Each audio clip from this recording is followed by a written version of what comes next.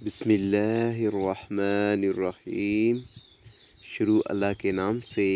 جو بڑا مہربان نہایت رحم والا ہے۔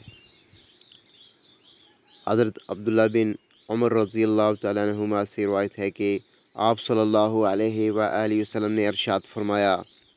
جب اللہ تعالیٰ کسی قوم پر عذاب نازل کرتا ہے تو یہ عذاب اس میں موجود تمام لوگوں کو پہنچتا ہے، پھر وہ قیامت والے دن اپنے اپنے اعمال کے مطابق اٹھائے جائیں گے۔ حضرت جابر رضی اللہ تعالیٰ عنہ بیان فرماتے ہیں کہ ایک کھجور کا تنا تھا جس کا سہارا نبی کریم صلی اللہ علیہ وآلہ وسلم خطبے کی حالت میں لیا کرتے تھے۔ بس جب آپ کے لیے لکڑی کا ممبر رکھا گیا تو ہم نے اس تنے سے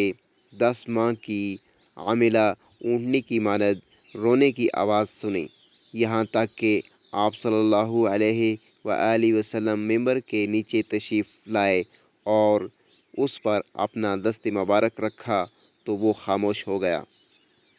ایک اور روایت میں ہے کہ جمعہ کا دن تھا اور نبی کریم صلی اللہ علیہ وآلہ وسلم ممبر پر تشریف فرما ہوئے تو کھجور کا وہ تنا جس کا سہارا لے کر آپ صلی اللہ علیہ وآلہ وسلم پہلے خطبہ دیا کرتے تھے، اس طرح چیخا کہ قریب تھا کہ وہ پھٹ جائے۔ ایک اور روایت میں ہے کہ وہ تنا بچے کی طرح چیخ کر رونے اور بلبلانے لگا تو نبی کریم صلی اللہ علیہ وآلہ وسلم نیچے اترے، یہاں تک کہ اسے پکڑا اور اسے اپنے ساتھ چمٹا لیا تو وہ اس بچے کی طرح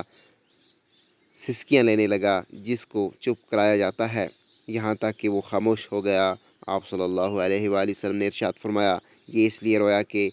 یہ پہلے ذکر سنا کرتا تھا جس سے اب وہ محروم ہو گیا ہے۔